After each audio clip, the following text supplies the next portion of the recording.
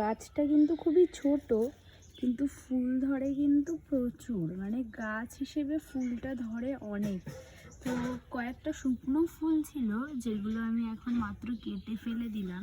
কেন কি হয়, যেখান দিয়ে ফুল ফুটে যায় না, ওখান থেকে এই ডাঁটাটা কেটে ফেলে দিলে সেখান থেকে আবার গাছটা, মানে আবার ওখান থেকে আবার হয়, গাছের শাখা প্রশাখাগুলো বেরোয়।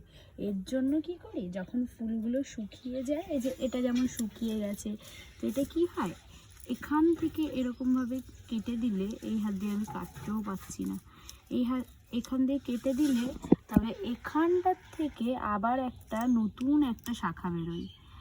তো এর জন্য ফুলটা ঝরে যাওয়ার পরে কেটে দিলে ব্যাপারটা ভালো হয় আর কি। তো ফুলের কালারগুলো কিন্তু দারুণ হয়েছে। আর গাছটা কিন্তু বুনু লাগিয়েছিল এখানে, আর আমি ভেবেছিলাম এখানে রোদ পায় না, তো গাছ সেরকমভাবে হয়তো হবেই না। তো তোমরা দেখতে পারো গোড়ার দিকে কিন্তু রোদ একদমই লাগেনি, ওপরের দিকে একটু রোদ পেয়েছে। আমি ভেবেছি গাছটা নাও হতে পারে, কিন্তু এই গাছটাতে এত সুন্দর ফুল হবে এটা ভাবনার বাইরে। তো দেখে খুবই ভালো লাগছিলো, এর জন্য ভিডিওটা তুলে রাখা।